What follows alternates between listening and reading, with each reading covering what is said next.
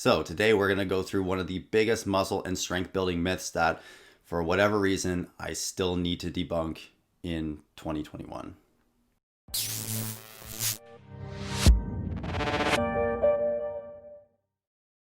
Alright, despite it being 2021, the internet is still filled with terrible fitness advice. This probably isn't a huge surprise to anyone, but there is a lot of good information out there as well. I think the difficulty lies in actually being able to differentiate between what is bro science and what is actual science. Now, there's a lot of very common bro science myths out there that seem to circulate the internet a lot, and a lot of people are exposed to when they're early on in their lifting careers. Now, when some of these myths can be presented to you, especially when you don't really know a lot about training, they can seem to make a lot of sense, because when it's presented to you and people start throwing a lot of big words out that you don't understand, it's really easy to get caught up in that complication and thinking, wow, this guy sounds really smart. Newsflash, using a lot of big words does not mean you're really smart. It makes you really bad at conveying a message to someone that's less educated to you on the subject. So today we're going to go through one of the most common muscle and strength building myths that for whatever reason is still commonplace in 2021. The biggest training myth that's still out there is this idea of muscle confusion. Let's just start by saying right away, your muscles cannot get confused.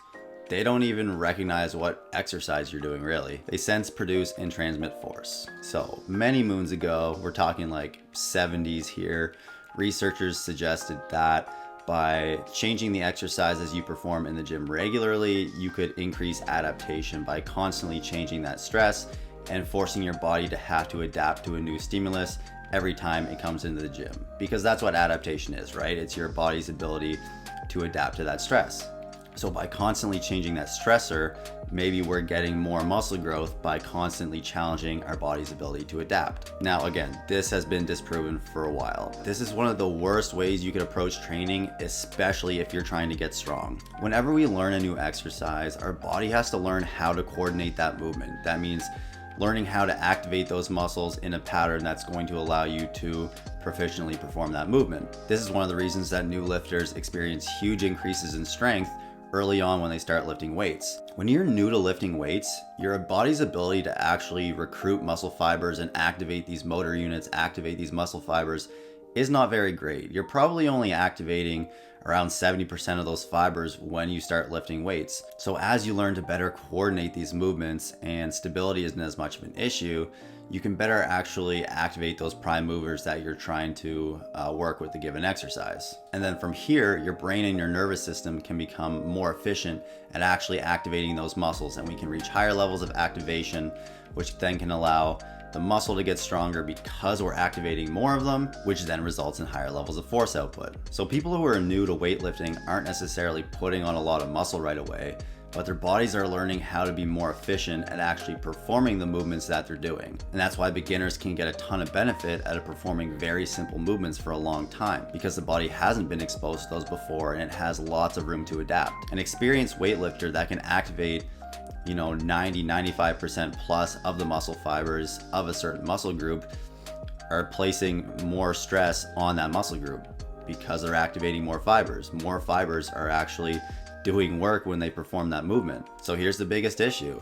If you're changing exercises all the time, your body's never going to be truly efficient at performing that exercise, which means that it's probably not recruiting those muscles in a way that's going to allow you to get the maximum benefit out of the exercise. It's like if I'm trying to learn a new language, I go to French class one day, I take in all this material, I learn the basics, and then I come in the next day and they're trying to teach me Spanish. Yeah, there may be some similarities, masculine, feminine, but it's a different language. I now have to start over. The same thing applies here. If you're constantly changing the movement, you're never really building that proficiency with the exercise enough to actually get strong and challenge those fibers. Now, if you've ever changed your exercises really regularly, there's probably a big thing that you notice here.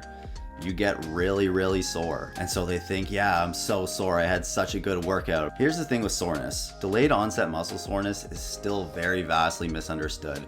And while it is somewhat an indicator of muscle damage, there are way more mechanisms involved, and it's far from being the main indicator of actual muscle damage. And in addition to being a pretty poor indicator of muscle damage, it's an even worse indicator of recovery. And again, if strength is not even remotely important to you, the ability to activate all those muscle fibers is going to affect hypertrophy, because if you're not effectively activating all of them, not effectively stressing them, how are they going to grow? I told your ass to grow. Progressive overload is the biggest thing that's going to allow you to keep getting bigger and stronger. If we're not increasing load or increasing volume or increasing stress in some way or another, you're not going to improve. By not allowing our neuromuscular system to become more efficient at coordinating a movement, we're actually not allowing ourselves to progressively overload, because we're never going to be good enough at that movement to add more weight. Many of the biggest and strongest people in the world